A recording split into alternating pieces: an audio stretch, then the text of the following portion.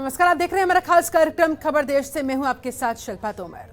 Private अस्पतालों पर supreme court सख्त हुआ है। देश की सबसे बड़ी अदालत सुप्रीम कोर्ट ने कहा कि अस्पताल बड़े उद्योग बन गए हैं और ये सब मानव जीवन को मुश्किल में डालकर हो रहा है। अस्पताल एक रियल एस्टेट उद्योग बनते जा रहे हैं और संकट में मरीजों को सहायता देने की बजाय ये महसूस किया गया कि वे पैसे कमाने की मशीन बन चुके हैं। नर्सिंग होम की खामियों को माफ करने का अब कोई मतलब नहीं है। बेहतर होगा ऐसे अस्पतालों को बंद ही कर दिया जाए। वहीं दूसरी तरफ लखनऊ के 45 अस्पतालों में छापेमारी के दौरान बड़ी लापरवाही सामने आई है। कहीं डॉक्टर्स नहीं मिले तो कहीं मानक पूरे नहीं थे। और तो और अस्पताल के ऑपरेशन थिएटर के रेफ्रिजरेटर में बियर की बोतलें तक पाई गई। ऐसे में सवाल उठता है, स्वास्थ्य सुविधाएं देने के नाम पर खिलवाड़ क्यों? क्या प्राइवेट अस्पताल सिर्फ पैसा कमाने का कर रहे हैं काम? आज की चर्चा इसी मुद्दे पर, लेकिन पहले देखिए आप ये रिपोर्ट और मामले की गंभीरता को समझिए कि हो क्या रहा है। क्यों हम कह रहे हैं कि अस्पताल या यमलोक?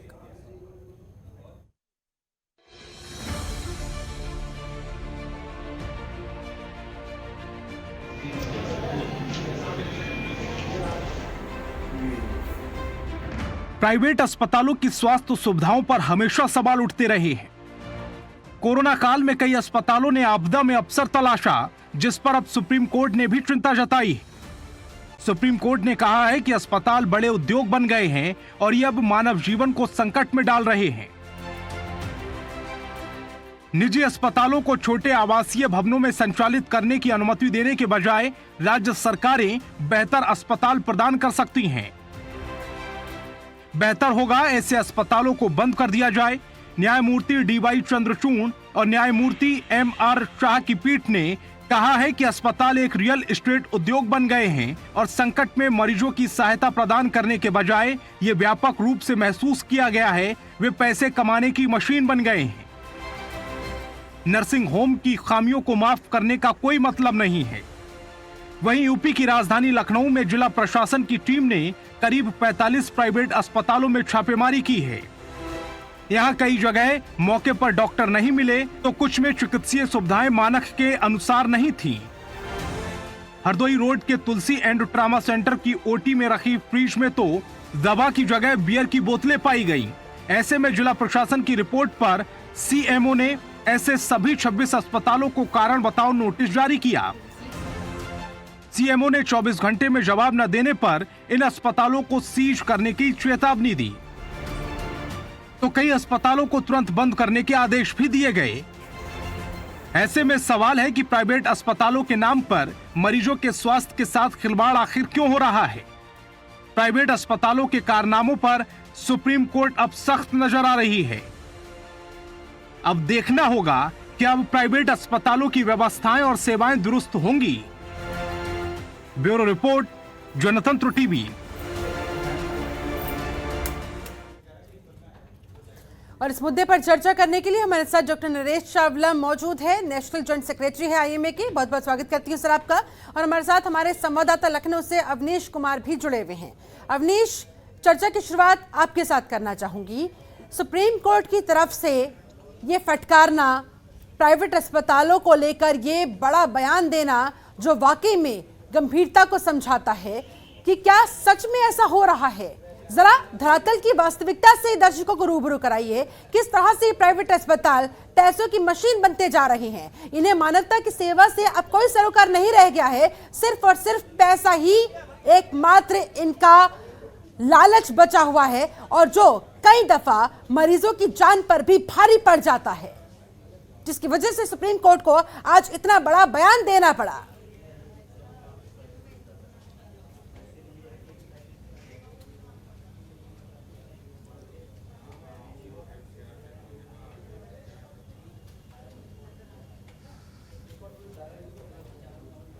अवनीश, आवाज मेरी पहुंच पा रही है आप तक?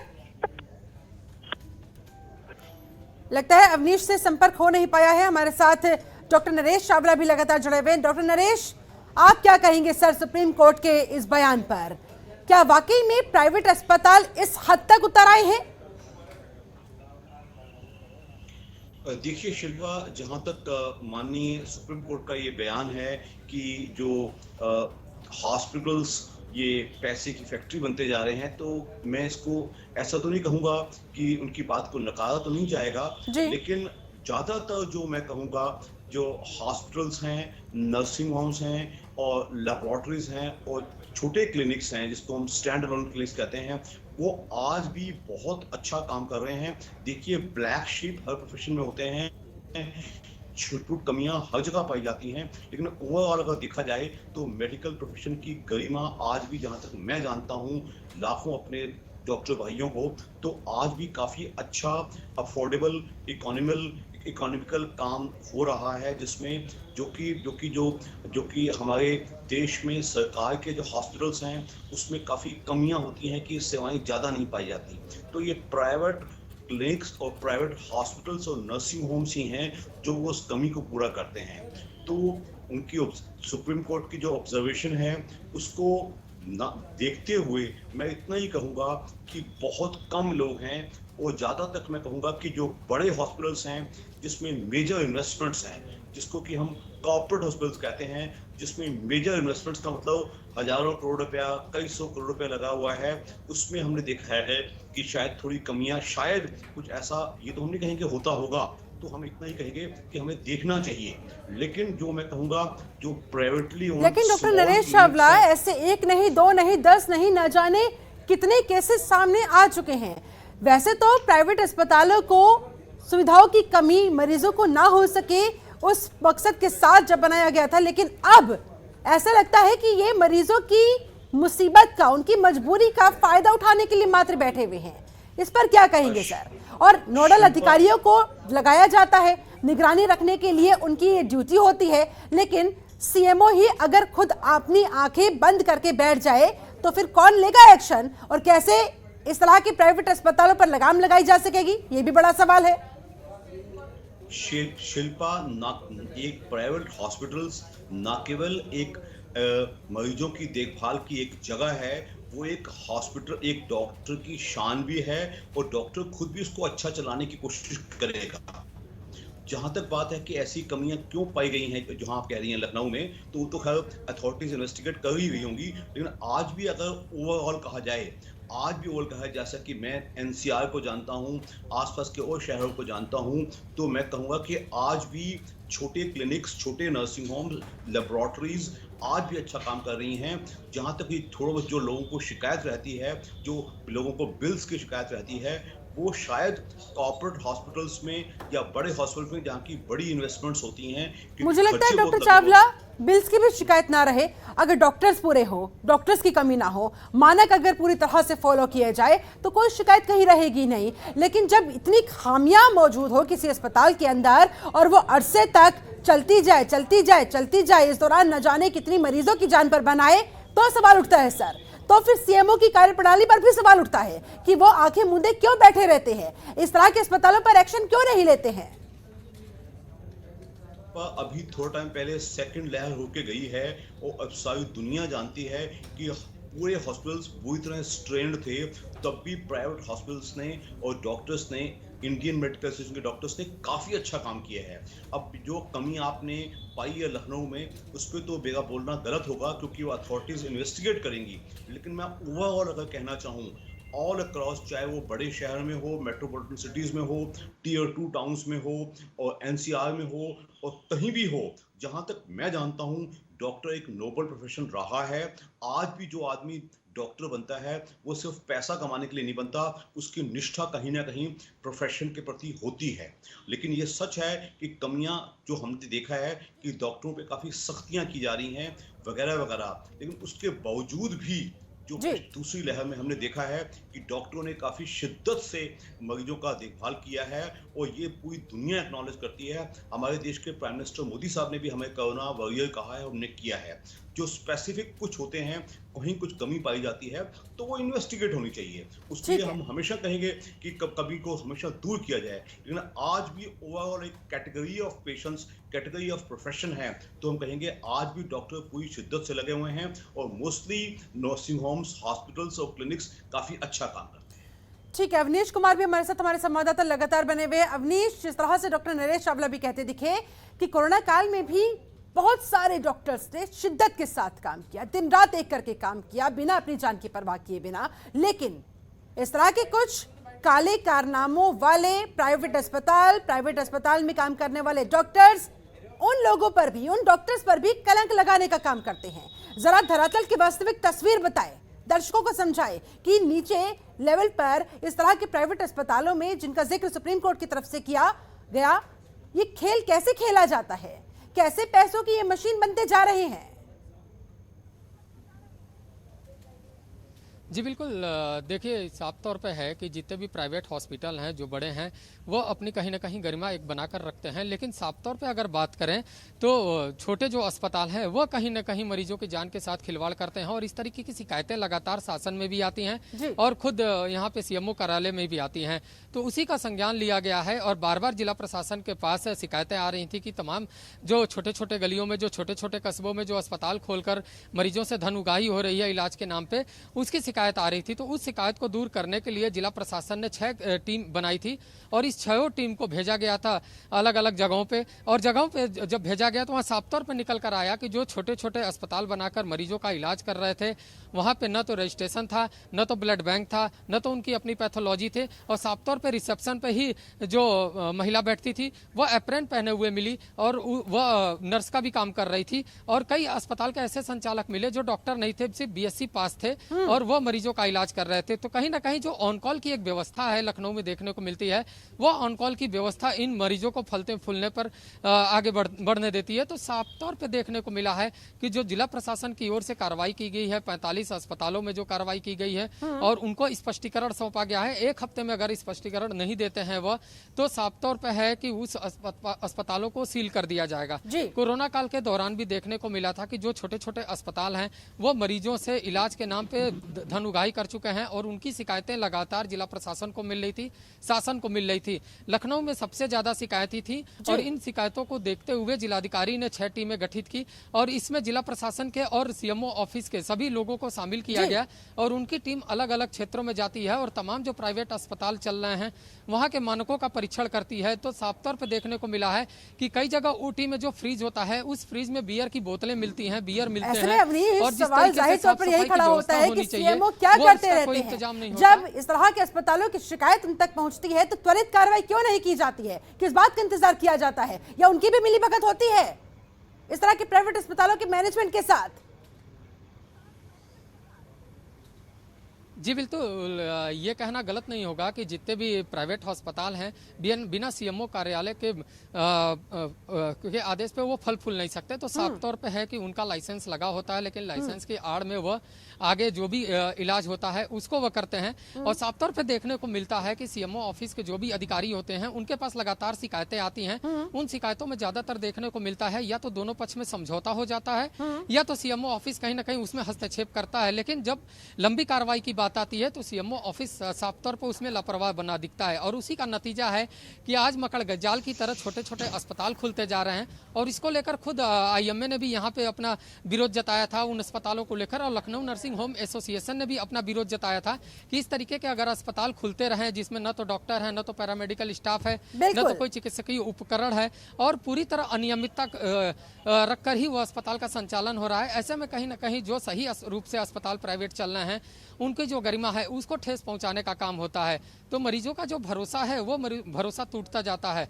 तो साफ तौर पे इन लोगों मरीजों का भरोसा बचाने के लिए आखिरकार क्या किया जाना चाहिए? लेकिन पहली बार ऐसा नहीं होता है कि इस तरह के सीएमओ पद पर जो अधिकारी बैठे होते हैं उनके खिलाफ त्वरित कार्रवाई होनी चाहिए ताकि एक संदेश पहुंचाया जा सके, एक मैसेज भेजा जा सके कि कहीं भी किसी स्तर पर लापरवाही बरती गई या इस तरह से आंखें मूंदकर जानबूझकर चीजों को इग्नोर किया जाता रहा तो अब काम नहीं चलेगा, नौकरी जाएगी, पद भी जाएगा, इंसल्ट होगी वो अलग से। तो क्या तब इस तरह की सख्ती के साथ तस्वीर में कुछ परिवर्तन आ पाएगा?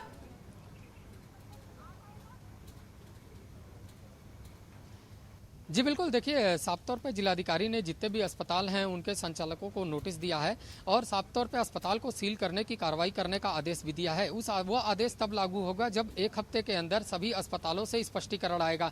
तो साफ तौर पे है कि इसमें तमाम ऐसे अस्पताल हैं जिनका रजिस्ट्रेशन ही नहीं है और कई लोगों ने अभी रजिस्ट्रेशन कराने के लिए प्रार्थना पत्र लगाया हुआ है। लेकिन साफ तौर पर देखा जाएगा कि इस पूरे प्रकरण में दोषी कौन है, क्योंकि जितने भी अपर मुख्य चिकित्सा अधिकारी होते हैं, जो सीएमओ ऑफिस में अन्य अधिकारी होते हैं, उनको अलग अलग क्षेत्र बांटा जाता है। हाँ। उनके क्षेत्र में कितने अवैध रूप से अस्पताल चलना है, उनका जब पूरा एक समीकरण आएगा, जब पूरा आंकड़ा आ जाएगा, उसके बाद जिला प्रशासन की ओर से कार्रवाई की जाएगी। हालांकि हमने जिलाधिकारी से भी बात की थी, उस बात करने के दौरान साफ तौर पर जिलाधिकारी ने कहा है कि इस मामले में पूरी त्वरित कार्रवाई की जाएगी। ठीक है, डॉक्टर नरेश चावला भी हमारे साथ लगातार बने हुए हैं। डॉक्टर नरेश चावला, अगर सीएमओ की तरफ से समय समय पर इस तरह के प्राइवेट अस्पतालों पर कार्रवाई होती रहे तो शायद ऐसी नौबत ही ना आने पाए कि सुप्रीम कोर्ट को इतना बड़ा बयान देना पड़े कि पैसे की मशीन इस तरह के अस्पताल बनते जा रहे हैं, ऐसे में इन्हें माफ करने की बजाय इन्हें बंद ही कर देना चाहिए। शिल्पा, 3 जमीनी सच्चाइयां मैं बयान करूंगा। बिल्कुल सर। पहली बात, हर डॉक्टर, हर हिंदुस्तानी डॉक्टर और हर member of Indian medical association, हम हमेशा चाहते हैं कि हमारे देशवासियों को एक अफोर्डेबल, इकोनॉमिकल, अच्छी मेडिकल केयर मिले। जहां तक आपने कुछ बात की लखनऊ के, मैं मानता हूं कि एक और सच्चाई की तरफ आपका ध्यान आकर्षित करना पसंद करूंगा, वो है जो क्वैक्स होते हैं, जिनको कि हम नीम हकीम या थोड़े से कम पढ़े लिखे डॉक्टर कहते हैं, जो कि एमबीबीएस वगैरह नहीं होते हैं। तो मैंने देखा है कि अक्सर इस चीज में वो लोग ज्यादा इन्वॉल्व होते हैं। नामी मिलती है पढ़े लिखे मेंबर्स जो इंडियन मेडिकल एसोसिएशन के हैं। तो मैं दोबारा कहूंगा कि हालांकि प्रशासन को अपना जांच करनी चाहिए, लेकिन जहां तक हमारी समझ कहती है, मोस्टली जो non medico owned nursing homes होते हैं या जो क्वैक्स के होते हैं, वो लोग ऐसी गलतियां करते हैं और उसकी बदनामी जो पढ़े लिखे डॉक्टरों को झेलनी पड़ती है। तो जमीनी सच्चाई यही है। अदरवाइज एक आदमी, एक एमबीबीएस डॉक्टर या एक पढ़ा लिखा डॉक्टर जो अपनी पूरी जिंदगी लगा देता है इस पे दाव पे, उसको ऐसा लगाने में क्या है। साथ में मेरी सरकार से ये भी अपील रहती है कि कुछ न कुछ उनकी भी अपनी दिक्कतें होती हैं, क्योंकि आजकल मेडिकल केयर महंगी होती जा रही है। तो कुछ न कुछ सुविधाएं उनको, जिसमें क्या होता है कि बिजली और पानी और हाउस टैक्स ये कमर्शियल रेट्स ना लगें, ताकि उसके खर्चे कम होंगे। तो हमारी कोशिश हमेशा ये होती है, जिसको हम हमेशा कहते हैं, economical and affordable health care to all. तो क्या अपने इस खर्चे को मैनेज करने के लिए मरीजों से ज्यादा फीस फिर वसूली जाती है, डबल चार्जेस कर दिए जाते हैं? और कोरोना काल में तो सर लोगों की मजबूरी का फायदा तक उठाया गया, क्योंकि उन्हें पता था ऑप्शन ही नहीं है मरीजों के पास, उनके तीमारदारों के पास। शिल्पा, दो अलग अलग मुद्दे हैं। एक जो हमने बात की है, जो कॉर्पोरेट हॉस्पिटल्स या जो बड़े 5 स्टार टाइप हॉस्पिटल्स हैं, उसमें खर्चे ज्यादा लगते हैं, उसमें बिल ज्यादा बैठते हैं, और उसमें भी कोई डॉक्टर भागीदार नहीं होता है, उसमें डॉक्टर एक मुलाजिम होता है, वो मुलाजिम के रूप में ही काम करता है।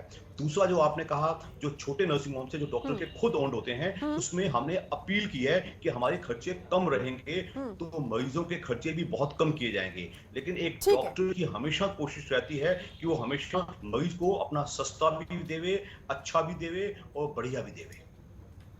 ठीक है, अवनीश कुमार भी हमारे साथ लगातार बने हुए। अवनीश, लेकिन देखा यह जाता है कि इस तरह के प्राइवेट अस्पतालों के कारनामों की वजह से मरीजों को अपनी जान के साथ खिलवाड़ झेलना पड़ता है कहीं ना कहीं, क्योंकि उनकी मजबूरी होती है, उनके पास कोई ऑप्शन नहीं होता है, या यूं कहा जाए उन्हें सच्चाई पता ही नहीं होती कि किस तरह से उन्हें अस्पताल के द्वारा लूटा जा रहा है, और जब तक पता लगता है तब तक बहुत देर हो चुकी होती है। यानी कि लापरवाही प्रशासनिक स्तर पर कि ऐसे अस्पतालों पर लगाम क्यों नहीं लगाई जाती, ऐसे डॉक्टर्स को चिन्हित करते हुए उनका रजिस्ट्रेशन क्यों नहीं कैंसिल होता, उनका लाइसेंस क्यों नहीं जब्त होता, और खामियाजा बेचारे मरीजों को भुगतना पड़े। कब तक चलता रहेगा ऐसे?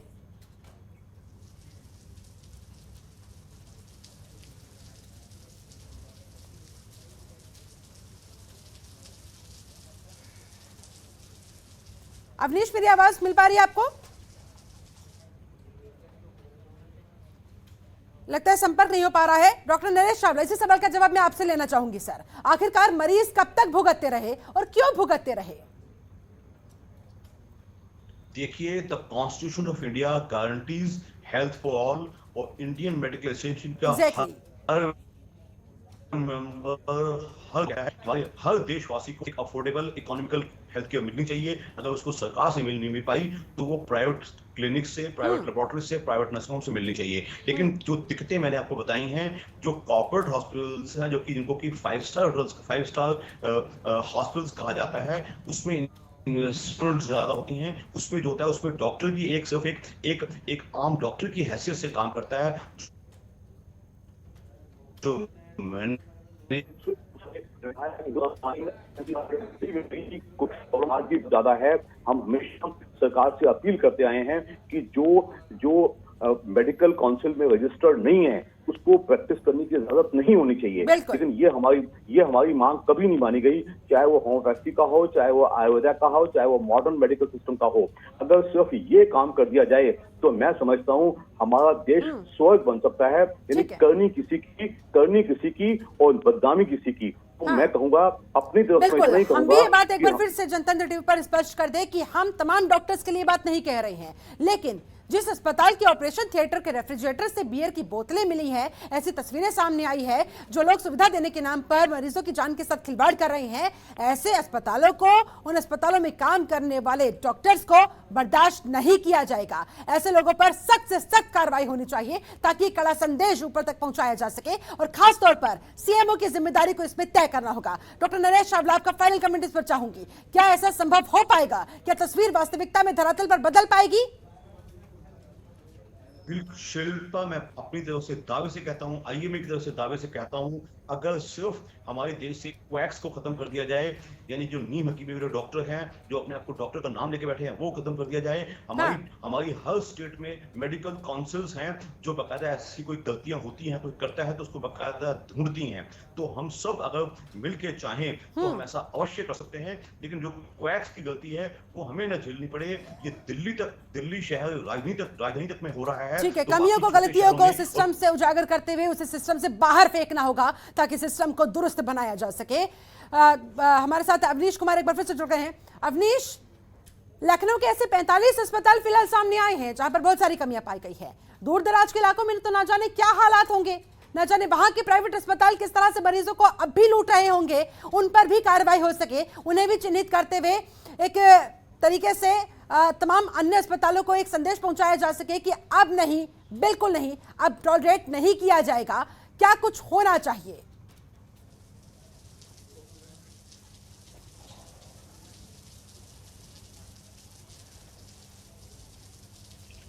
लगता है अवनीश तक आवाज पहुंच नहीं पा रही है। चलिए ठीक है, बहुत बहुत शुक्रिया आपका डॉक्टर नरेश चावला। अवनीश कुमार, आपका भी हमारे साथ जुड़ने के लिए, इस खास चर्चा में जुड़ने के लिए बहुत बहुत शुक्रिया। तो ऐसे में सबसे बड़ा सवाल जिस पर आज हमने की चर्चा की, क्या प्राइवेट अस्पताल सिर्फ पैसा कमाने का काम कर रहे हैं? क्या उनके लिए अब मानवता की सेवा महज एक स्लोगन बनकर रह गया है? हालांकि तमाम डॉक्टर्स ऐसे नहीं हैं, तमाम अस्पताल ऐसे नहीं है, हम बार बार इस बात को कह रहे हैं, लेकिन जो इस तरह के काले कारनामे करते हैं मानवता की सेवा की आड़ में, ऐसे अस्पतालों पर सख्त से सख्त कार्रवाई होनी चाहिए। सीएमओ की जिम्मेदारी तय होनी चाहिए, और अगर फिर भी इस तरह के प्राइवेट अस्पताल फले फूले तो सीएमओ पर जबरदस्त कड़ी कार्रवाई करते हुए गाज गिराई जानी चाहिए ताकि एक कड़ा संदेश ऐसे अस्पतालों तक पहुंचाया जा सके, जनता के बीच भरोसा कायम किया जा सके कि आपकी जान सुरक्षित हाथों में है, आपका पैसा सुरक्षित हाथों में है, जो बिल आप पे करेंगे वो बिल एकदम जायज होगा। चलिए, मेरे साथ इस खास चर्चा में जुड़ने के लिए आप सभी का बहुत बहुत शुक्रिया। बने रहिए जनतंत्र टीवी के साथ। नमस्कार। खबरों के निष्पक्ष विश्लेषण के लिए सब्सक्राइब करें Jantantra TV and press the bell icon. Never miss any update.